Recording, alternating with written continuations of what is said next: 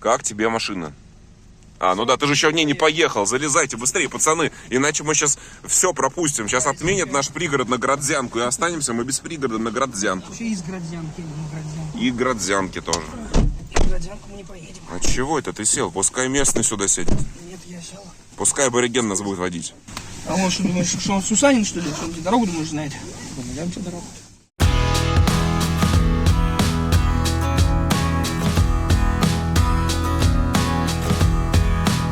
Как вам такая картина? Выезжаешь из крупного города, из столицы, а на дороге ни одной машины. Попробуйте такую картину посмотреть в Москве. Ага, сейчас вам. А мы едем из Минска на линию Осиповича-Градзянка, чтобы сфотографировать поезд пригородный, который внезапно в Беларуси решили отменить.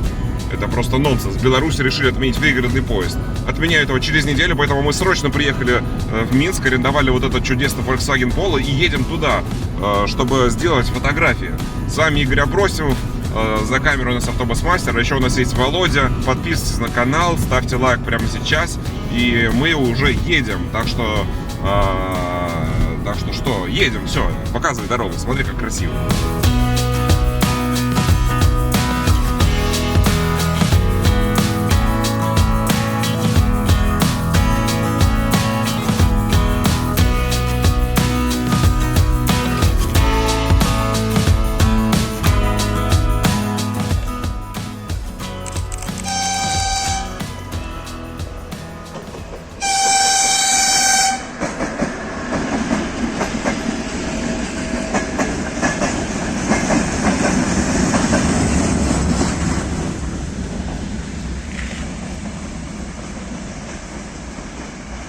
Итак, мы успешно сфотографировали грузопассажирский поезд Градзянка-Осиповича. С недавних пор поезд курсирует с половинкой 2М62У, а до этого он ездил с круглофарой Машкой. В октябре 2024 года мы тоже приезжали сюда, сфотографировали, но, к сожалению, грузового вагона в составе не было. Но зато Машка была круглоглазая. К сожалению, скоро это чудо техники отменит и будет ходить просто грузовой поезд по неизвестному графику, неизвестно во сколько. Сфотографировать на этой линии его будет очень сложно. И в очередной раз я удивляюсь тому, что в Беларуси отменили пригородный поезд, пускай даже на такой небольшой ветке. В конце концов, там есть населенные пункты, куда не ведет прямая дорога и нужно заезжать. Беларусь, ну не надо брать с РЖД пример, пожалуйста.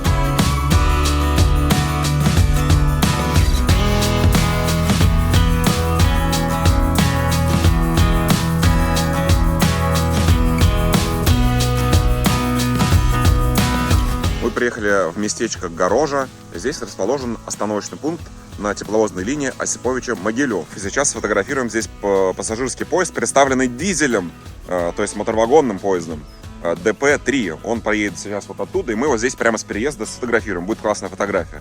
Итак, начнем с того, что здесь вот есть вот такой вот переезд, грунтовая дорога, по которой ездит мало автомобилей, остановочный пункт на некотором удалении от переезда. И обратите внимание, к остановочному пункту ведет тропинка, то есть вымощенная плитка, прям полноценная дорожка. А не как вот недавно мы ездили в Муром с автобус-мастером. Там тоже платформа на удалении от переезда, там нет ничего, просто идешь по каким-то камням, по каким-то кустам. А здесь вот, пожалуйста, вот обычная такая вот дорожка, по которой просто берешь и идешь. Вот смотрите, я иду. Да, российские железные дороги, так можно, прикиньте. Кстати, еще интересно, что здесь прямо сейчас строят разъезд. То есть раньше здесь был просто перегон, а теперь тут будет раздельный пункт. Итак, платформа. Конечно, с дорожки здесь вот ступенька. Ну ладно, это мы вообще опустим, потому что платформа низкая, бог с ней со ступенькой. Но зато смотрите, просто идеально ровная. Плиты бетонные, как будто бы вчера их здесь положили. Заборчик такой аккуратненький есть. Бетонный навес, то есть не будка какая-то из листового металла, которая похожа на площадку для мусорных баков, а полноценное бетонное сооружение. Освещение. 1, 2, 3, 4, 5 фонарей. Сам навес просто в идеальном состоянии. Ну вот есть небольшая трещинка, но просто все отлично. Бетон идеально покрашенный. Вот так вот, 2, даже 3 оттенка. Вот здесь вот такой темный, здесь такой светлый, здесь такой бежевенький. Есть длиннющая скамейка деревянная на всю длину вот этого помещения. Есть расписание, схема есть. Здесь ходит 4 пары поездов. Всего лишь 4. О нет, я начал снимать обзор и случайно забыл про то, что сейчас там поедет поезд. Надо срочно бежать туда.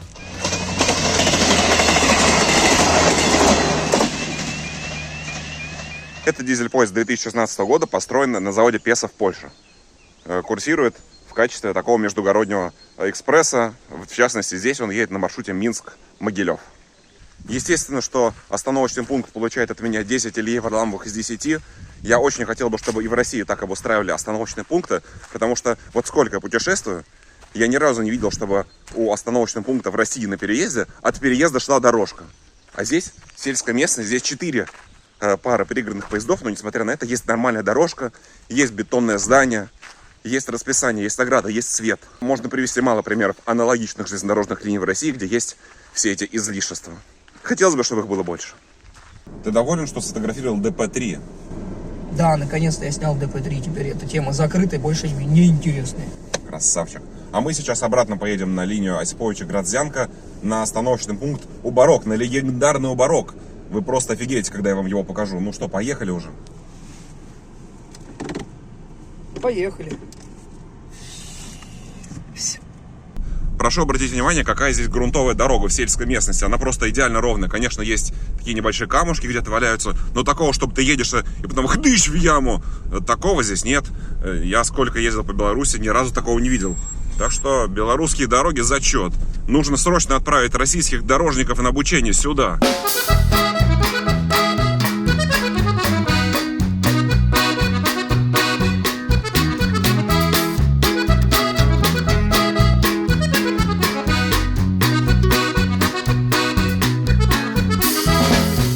Вот это мы сейчас проезжаем река Свислочь. Одна из градообразующих рек Беларуси. Бред сказал, да? Ну ладно.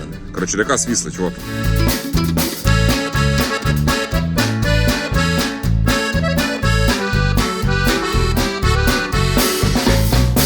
Вместо того, чтобы ехать сразу в Градзянку, мы решили сначала съездить на линию Осиповича-Могилев в поселок Елизово. И вот мы стоим здесь, рядом с переездом, вот он переезд. И сейчас тут поедет дизель-поезд с сообщением Осиповича-Могилев.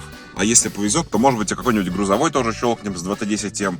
А если очень повезет, то и какая-нибудь Машка будет. Ну ладно, это я что-то уже размечтался. Вот такой здесь переход через железнодорожные пути в Елизово. Даже стоит крест. И это говорит о том, что здесь необходимо сделать нормальную инфраструктуру. Здесь же люди в любом случае будут ходить. То есть, как будто бы есть смысл здесь сделать настил, такие вот мостики, чтобы через вот эту канаву не ходить, свет поставить. В общем, бесплатная идея для белорусской чугунки, как улучшить свою железную дорогу. Вот. А мы ждем сейчас пригородный поезд, который поедет вот оттуда.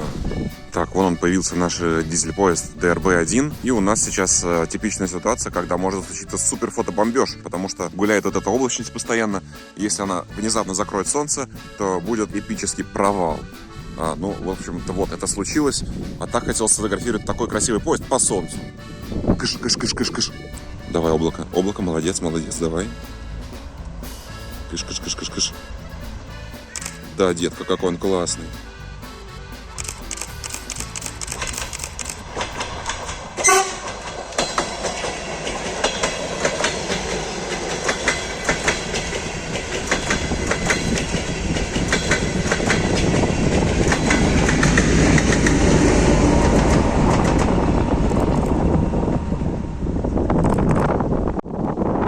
Крупно повезло, фотобомбежа не случилось, фотка просто идеальная. Вот этот художник, он сделал такую замечательную фотографию. У него такие классные тени падают на склон насыпи, такой мост изящный, Машка такая красивая.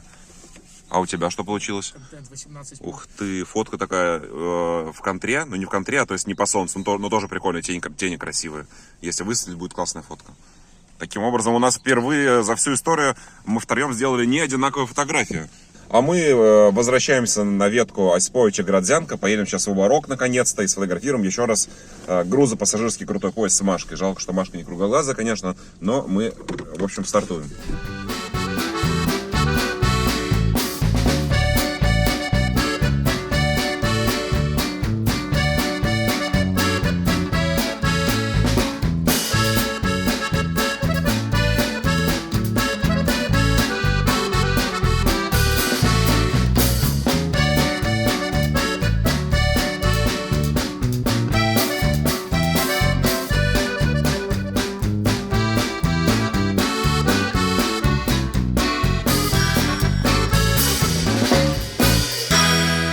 Последние метры до железнодорожной линии Осиповича-Градзянка. И вот она. А вон там находится Убарок. И сейчас мы туда пойдем и посмотрим, что из себя представляет остановочный пункт, где ходит один поезд в сутки. Для начала хотелось бы отметить, что Убарок — это бывший разъезд. То есть вот главный путь, и здесь есть остатки насыпи бокового пути. В СССР любили строить много железных дорог, много станций, поэтому неудивительно, что даже на этой тупиковой ветке был вот этот разъезд. Хотя также есть информация, что здесь были подъездные пути куда-то. И, кстати, тоже вот еще, возможно, как раз насыпь бывшего подъездного пути вот это вот. Не берусь утверждать, но очень похоже, что это именно насыпь. Дальше. Здесь есть вот такая вот замечательная, видимо, бывшая водонапорная башня. Смотрите, какая она замечательная. Такая вот бутовый камень, кирпич, такая явно какая-то довоенная, до Великой Отечественной войны построенная. Сейчас заброшенная. А вот и сама платформа Убарок. То есть это, еще раз, остановочный пункт на железнодорожной линии, где ходит одна пара поездов по будням и 2 по выходным. Правда, к сожалению, скоро здесь будет не одной пары ежедневно. Для начала здесь есть туалет. 1 или 2 пары поездов в сутки. Вспомните подмосковные платформы, где ходят десятки пар электричек в день. Например, какой-нибудь Завет Ильича. Где там туалет? Дальше, сама платформа. Она, конечно, низкая, ладно, но зато плиты просто идеально ровные. Нигде не крошатся, не растресканные, не кривые, не косые, а просто идеально ровные. Освещение на бетонных столбах. Даже вот такой вот сарай для инструментов. Не заросший, не в кустах борщевика, а вот просто он стоит такой кирпичный. Так еще и ко всему прочему, это культурная достопримечательность. Какая-то часть насосной станции. К сожалению, не понимаю, что такое Будынак. Но это вот сооружение 1910 года вот в лесу. Платформа Убарок. То есть вот, посмотрите, в каком все состоянии. Это, по сути, руина, но ее, очевидно, используют. Это может быть какой-то сарай для инструментов. Еще раз, здесь курсирует 1 пара поездов в сутки, и вот это сооружение, это мало того, что помечено как исторический памятник, его никто не сносит, и оно ни в кустах, ни в борщевике. Все идеально выкрашено, все замечательно. Вот честно, конечно, в России тоже есть всякие заповедные железные дороги, но чтобы вот такая постройка была помечена как музейный экспонат, я такого не встречал, а надо бы это сделать. Дальше, вот обратите внимание, какой здесь павильон для ожидания пассажиров. То есть он бетонный, у него есть какой-то архитектурный стиль, хотя бы простецкий, но он есть. Такие вот арочные проемы, идеальная краска, ни одной трещины. Давайте посмотрим ближе. Здесь есть расписание. К сожалению, вот свидетельство того, что с 26 мая поезда здесь ходить не будут, это полный кринж, это безобразие, я это осуждаю. Я надеюсь, что они одумаются и что-нибудь все-таки придумают, и потом восстановят в каком-то виде эти поезда, потому что глупо отменять периодные поезда. Но вернемся к павильону. Вот смотрите еще раз. Просто вот идеальный бетон, идеально выкрашенный. Нигде нет подтеков, граффити. Ни одного скола, просто все такое идеально четкое, ровное. Вот прям красота, да и только. Просто вспомните, как выглядят остановочные пункты на аналогичных железнодорожных линиях в России. Хорошо, если там хотя бы есть платформа, хотя бы 2 шпалы лежат, а бывает и этого нет. А здесь вот архитектурный стиль. Надо бы нам тоже к этому стремиться. Ну, еще здесь есть вот это путейское здание. Привет, РЖД. Обратите внимание, путейское здание, оно кирпичное, основательное сооружение, а не какой-нибудь морской контейнер с вырезанными окнами, как обычно это у нас любят делать. Вот такая вот замечательная платформа на железнодорожной линии с 1 парой пригородов по будням и с 2 по выходным. И больше ничего здесь не ездит, я напоминаю. РЖД, берите на вооружение и делайте такие же замечательные остановочные пункты в России, чтобы у нас было приятно путешествовать на пригородных поездах. А то иной раз приедешь на пригороде, на какую-нибудь линию Савелова, Санкова, выходишь, а там 2 шпалы и привет. Вон он, наш грузопригородный поезд. И сейчас, возможно, случатся фотобомбежи, потому что вот солнце, вот облака. И не исключено, что просто сейчас уйдет свет, и будет у нас грустная такая сонная пасмурная фотография. Это было бы отстойно, поэтому давайте облака убирайтесь, пожалуйста, прочь. Быстрее, быстрее, ускорьтесь. И Машка тоже ускорьтесь, чтобы у нас безоблачное фото получилось. Правильно я говорю? Все верно. Смотри, не собери там клещей.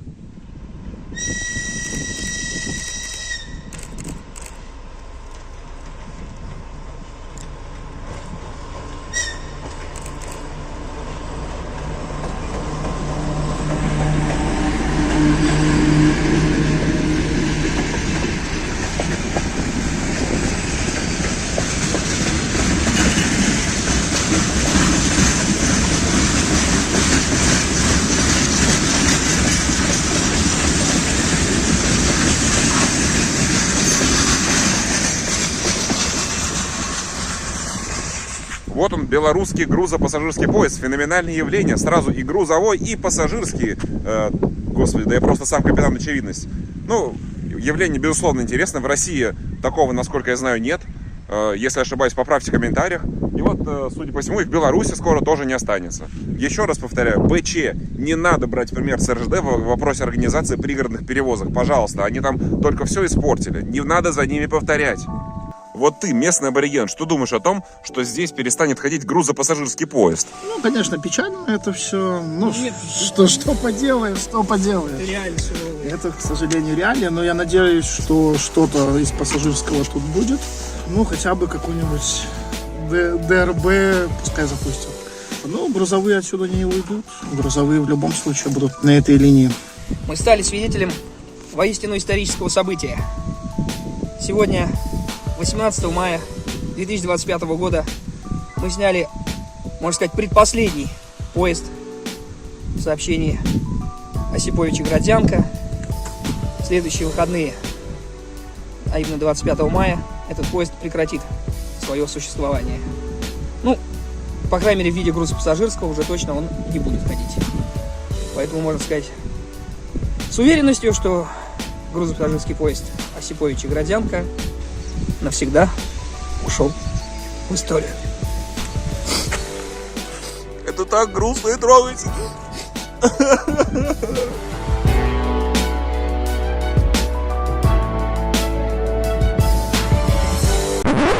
И, кстати, я прошу заметить, что, несмотря на переменную облачность, фотобомбежей это не случилось. А знаете почему? Потому что я сказал облакам, чтобы они улетали. Вот так сделал. Кыш-кыш, проваливайте. И они действительно провалились. Так что делайте то же самое, и у вас будут всегда солнечные фотографии. Потому что, вот смотрите, у меня получилась вот такая. По-моему, просто замечательно. Конечно, на экранчике тут не очень хорошо видно, поэтому вот вам обработанный вариант. Лично я фотографией просто супер доволен. Так, но пока что у нас небольшой перерыв и обзор Volkswagen Polo. Хотя что его обозревать, если это просто отличная машина?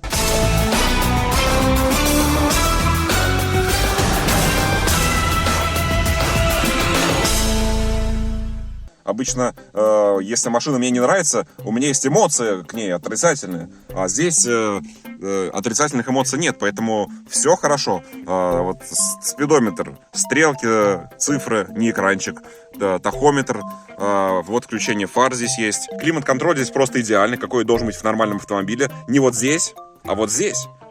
Скорость потока, температура. Здесь переключение, куда дует, в ноги, в стекло или в рожу. Здесь есть экранчик, есть Android Auto, то есть можно прямо на этот экранчик вывести карту. Есть Bluetooth музыка, есть вот круиз-контроль, вот таким образом он тут сделан. Вот так вот он выключается, вот так включается, и вот здесь вот такие кнопочки. Вот так вот берешь, рулишь и нажимаешь вот эти кнопки, чтобы регулировать скорость. Вот так вот можно отменно нажать, круиз-контроль обнулится, а машина будет просто катиться. Короче, машина просто замечательная. И единственное, что это седан. Я лично предпочитаю кроссоверы или универсалы, потому что можно залезть в багажник прямо из пассажирского салона. Но это уже мелочи. Главное, что ездить на этой машине приятно. Она отлично управляется, сразу едет, как только нажимаешь на педаль газа, а не как Renault Arcana. Моя оценка Volkswagen Polo 9 сити-драйвов из 10. По-моему, это единственная машина в эконом-классе, где есть и круиз-контроль, и вывод Яндекс.Карт на экранчик, и Bluetooth музыка, и замечательный климат-контроль с вот этими крутилками. Короче, если вдруг увидите, обязательно бронируйте. А особенно в Москве, где этот автомобиль уже такой редкий, что его по пальцам можно пересчитать.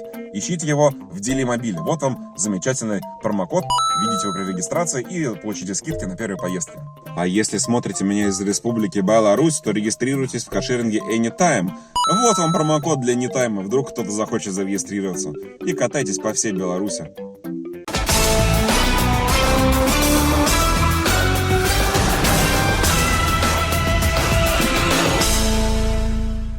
А теперь мы едем на участок Осиповичи-Бобруйск и там сфотографируем ЧС-4Т с пассажирским поездом. Крутецкий, красно-зеленый, белорусский ЧС-4Т. Надеюсь, он будет не облезлый, как в прошлый раз. Да и вообще в последнее время как-то больно много облезлых локомотивов и электричек на белорусской железной дороге. Ты хочешь нормальный ЧС-4Т? Да, он хочет. Он молча. Молчание — знак согласия. Короче, едем.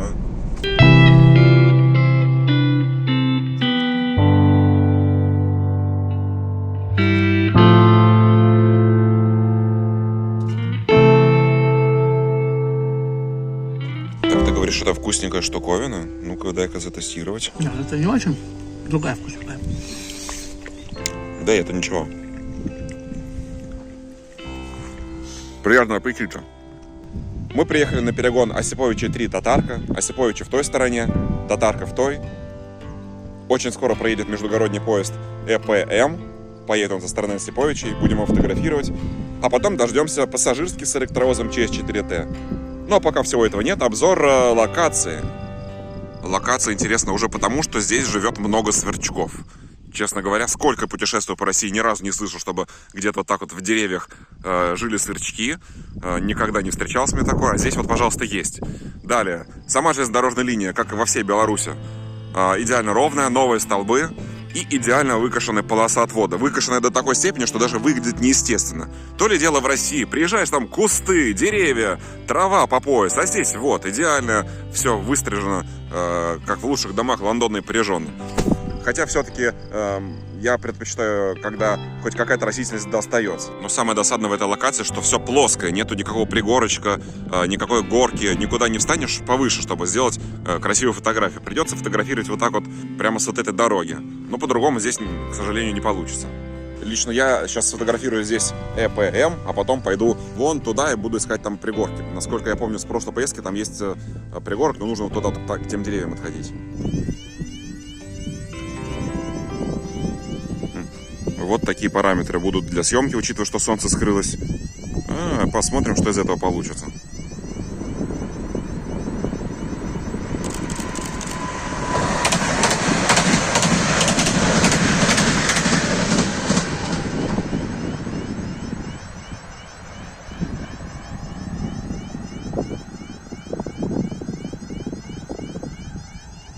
Только что проехал поезд ЭПМ 001, он же Штадлер-Флирт. Всего на белорусской железной дороге таких поездов 12 штук. Поставлялись они с 2016 по 2022 год.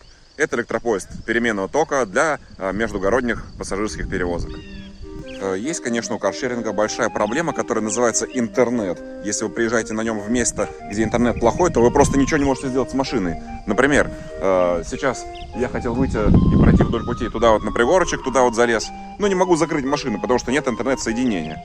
Поэтому у меня есть только два варианта. Либо придется оставаться здесь с машиной и ждать поезда здесь, в не очень хорошем месте, либо переставлять машину и как-то пытаться ее закрыть. Посмотрим, что у меня из этого получится. Попробую переставить.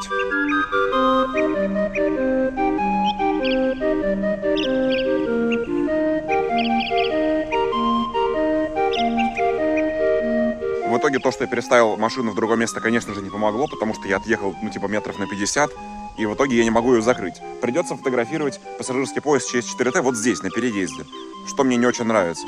И вот это, кстати, одна из причин, почему я поставил Volkswagen Polo всего лишь 9 сити-драйвов из 10. У него нет Bluetooth закрытия дверей.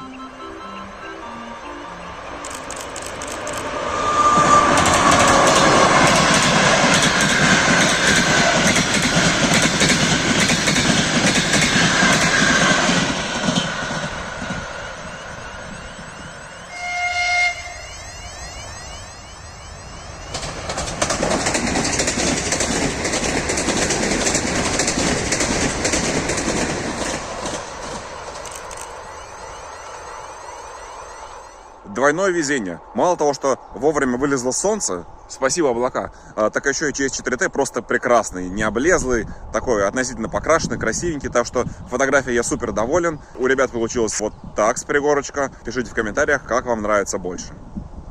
О, мы сейчас едем в Осиповичи, и вот обратите внимание, островок безопасности на загородной дороге.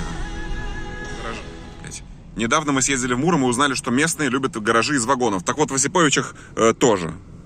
О, целый склад гаражей из вагонов. И Т3 еще есть. Т3? Да, есть, кстати, да, я видел крышу. Обалдеть.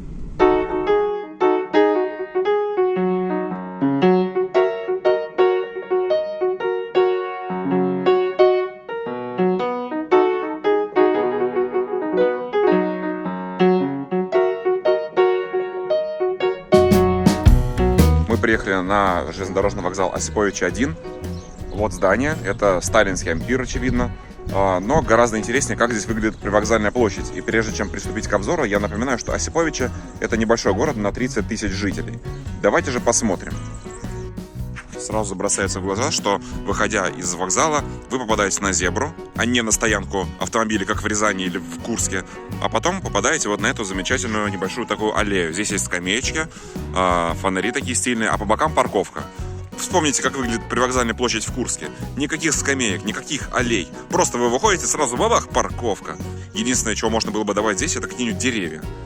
Далее, здесь есть с левой стороны вот такие вот магазинчики. Конечно, здание так себе, но зато вот там вкусные пирожки. А вот там вкусная шаурма. Мы уже ее заказали и скоро будем тестировать. Также здесь есть вот такие вот удобные платформы для автобусов. Если помните, в Пскове около ЖД вокзала тоже есть похожие стоянки для автобусов, но там просто они нарисованы на тротуаре, а здесь они прям сделаны в виде таких приподнятых островков безопасности. Правда, к ним не ведут пандуса, но я думаю, потом это все сделают. А сами автобусы в Осиповичах — это низкопольные МАЗы. И, к сожалению, опять же, в этой ситуации Осиповичи — это хороший пример для российских городов аналогичного размера. Потому что вот в Осиповичах автобусы — это МАЗы современные низкопольные, а, например, в Вязьме, которая примерно такого же размера, вместо автобусов ПАЗ-3205 или в лучшем случае ПАЗ Вектор Next. Хотелось бы, чтобы и в российских небольших городах тоже были классные автобусы, как и в Осиповичах. Так, а теперь обед. Я взял шаурму охотничью, супер мясную. У тебя какая? Корейская? Вкусняшка? Красавчик. А у тебя какая? Да. Сколько ты поставишь баллов от 0 до 5? Это шаурмечный. 4. А куда еще один балл подевал? Она течет и разваливается. Понятно. Это минус. Но она вкусная. Так, ну все, мы съели вкусную еду, теперь поедем куда? Вова, пожалуйста, расскажи нам. Ну, если вы хотите поехать на Сергеевичскую узкоколейку, которая находится в 10 километрах от поселка Рудинск, то нам уже, в принципе, надо выдвигаться. Мы хотим, дружище автобус-мастер? Так, здесь я вставлю звук сверчков. А ты сам хочешь или нет? Я не против. Ну, прекрасно. Тогда предлагаю съездить. Тем более, что по пути мы можем снять Эрку, а я очень хочу Эрку.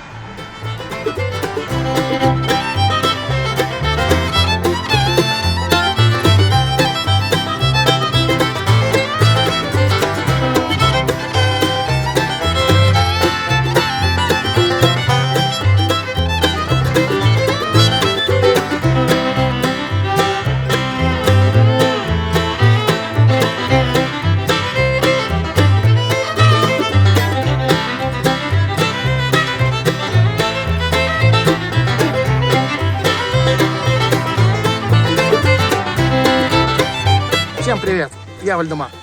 Мы находимся на узкоколейке Сергеевского торфозавода, находящийся в поселке Правдинский Минской области.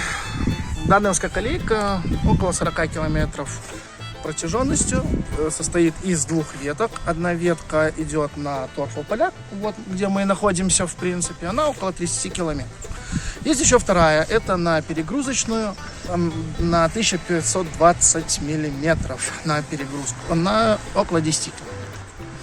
На данной узкоколейке эксплуатируются такие подвижные единицы, как тепловозы Ту-6, модифицированные Ту-6МБ, Ту-8МБ, самоходные электростанции СУ-2. Также есть интересная такая штуковина, как УПС. Очень такая редкая машинка. Которая что делает? Она чистит пути, она рихтует полосы отвода, она может все.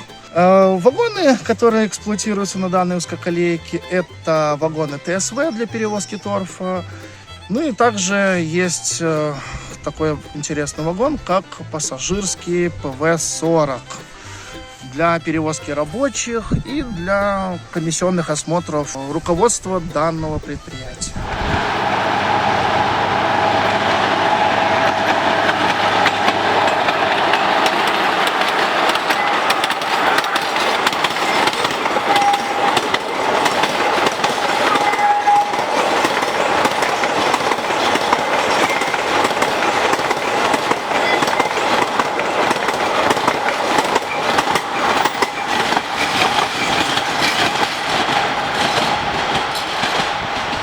Она была довольно-таки крупная узкоколейка в свое время. Она 40 километрами даже не заканчивалась. Она проходила дальше, там вот уходила в сторону еще одна ветка. Это ветка на Волосач, которая еще дальше уходила в свое время до поселка Гацук. Есть такая узкоколейка. Но, к сожалению, Гацук тоже прекратила свое существование.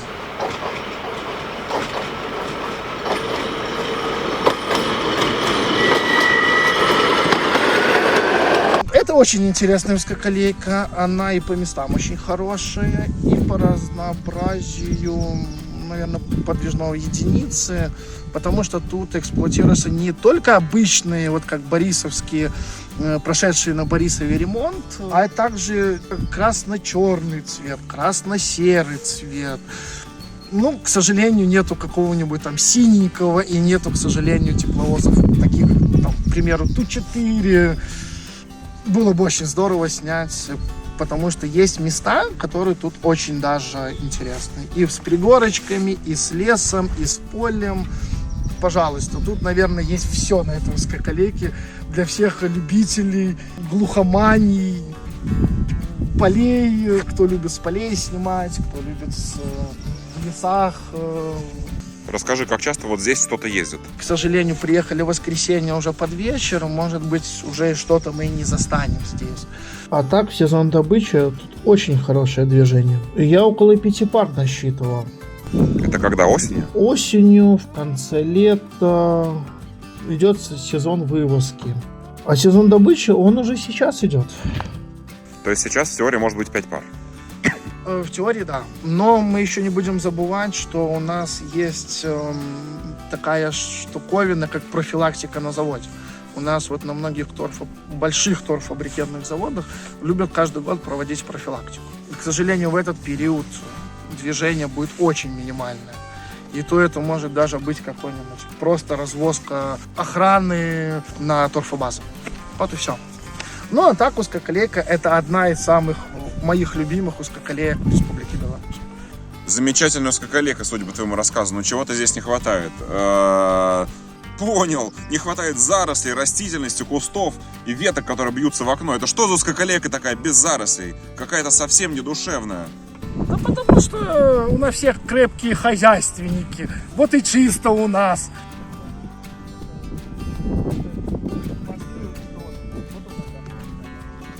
То есть ты хочешь сказать, что сегодня здесь ничего не ездило, потому что ржавчина довольно большой слой свежей ржавчины. И возможно, что мы сегодня даже ничего здесь не снимем.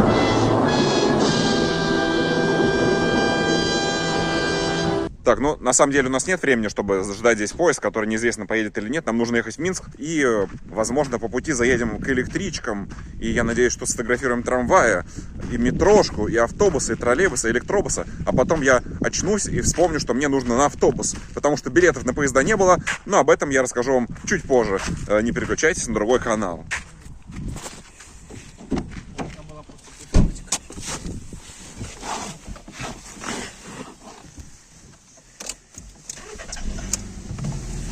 Я могу часами разговаривать, только когда конкретно на узкоколейке идти.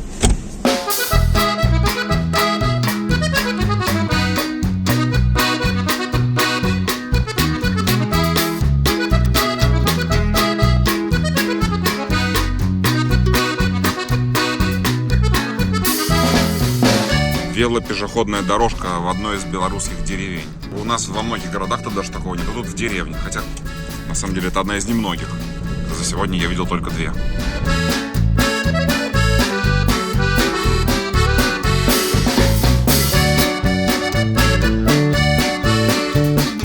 Наша следующая локация — это населенный пункт Марьина Горка. И здесь проходит железнодорожная линия Минск-Осиповичи. Сейчас мы туда спустимся, посмотрим, какая тут локация, и сфотографируем пару поездов пассажирских и электричку. В общем, посмотрим, что сейчас будет. Место здесь, на первый взгляд, прекрасное. Вот такие вот холмы. Можно сейчас подняться вот на тот холм и с него как раз фотографировать поезда, которые будут ехать вот с той стороны. И будут классные фотки.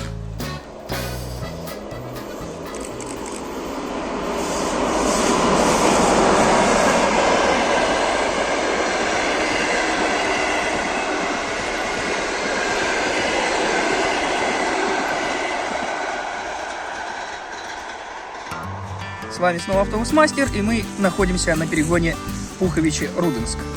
Между остановочным пунктом Техникум и, соответственно, станцией Пуховичи. Только что мы сняли пассажирский поезд с электровозом ЧС-4Т, и сзади едет, кстати, какой-то пассажирский поезд, по-моему. Между прочим, да. Между прочим, сзади едет пассажирский поезд ЧС-4Т.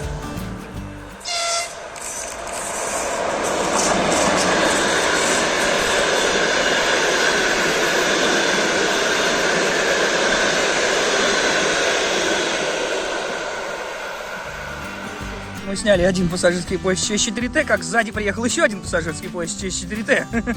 Вот так удача. А впереди у нас еще как минимум 2 электрички. Надеюсь, что будет R9M, да? Это же самое интересное, по идее. О, да, это было бы здорово, если приехал R9M. Ну, в принципе, от красивой R9E или ты я не откажусь. Через 10 минут у нас электричка, набежала облачность. Сейчас я применю тот же способ, который помог мне на линии Градзянка-Осиповича. Так, облака. Ну-ка, кыш-кыш-кыш-кыш-кыш. Подуем на них. Все, теперь 100 пудов к электричке будет солнечно. Следующая остановка солнечная. Осторожно, двери закрываются. Так, вот первая электричка уже отправилась, слушаем звуки.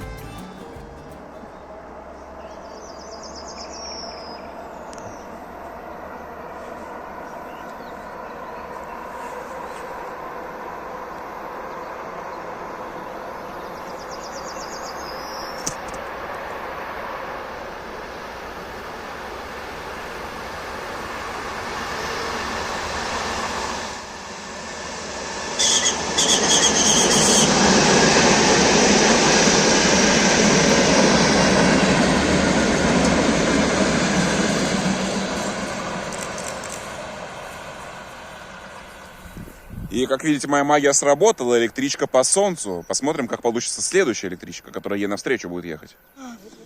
Кыш-кыш. Кыш-кыш. Вот увидите, сейчас к проезду ближайшей электрички будет отличное освещение.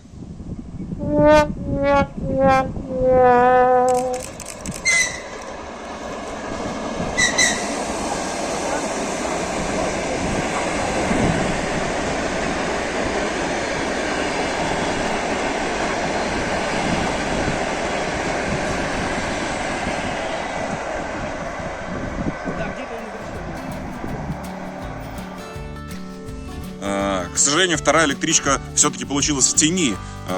Значит, нужно было сильнее дуть на облака, вот и все. Но, тем не менее, фотографию можно легко спасти. Вот я щелкаю пальцем, и все, у нас классная фотография. Смотрите, как замечательно получилось после обработки. После литра водки не нужна никакая обработка. Все фото становятся идеальными в ваших глазах. Так, ну что, как тебе фотки электричек? Фотки электричек прекрасны, как и сами яркие, прекрасные. Но однако какая-то странная магия или злой рок судьбы. Каждый раз, когда я приезжаю в Минск, я вижу одни и те же R9T, одни и те же. 712, 711, 715, 716. И так по кругу. Где все остальные? Где? Где? Где R9M? Где?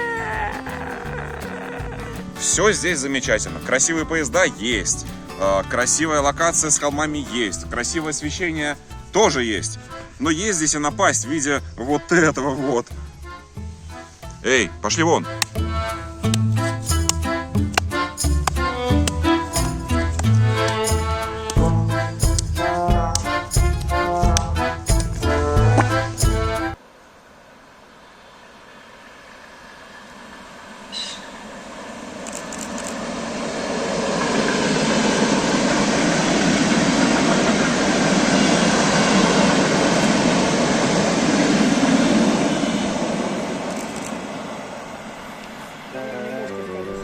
Ох, я не завидую этому парню.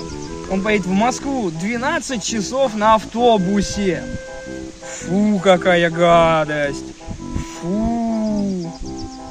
А что, нормально, поеду сейчас на классном автобусе. Смотри, вот у этого перевозчика есть, смотри, какой классный жёлнок Тонг LCK 6322. Вот, смотри, ты мне завидуешь, что я на нем поеду?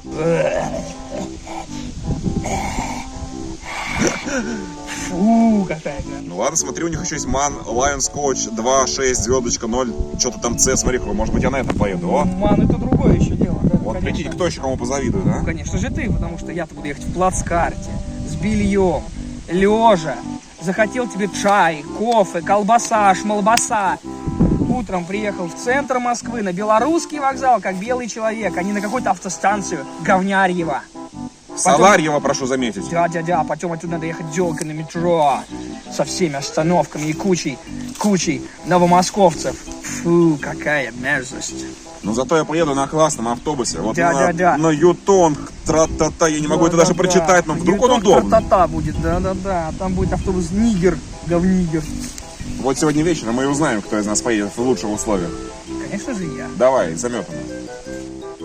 А вас ждет интересный контент.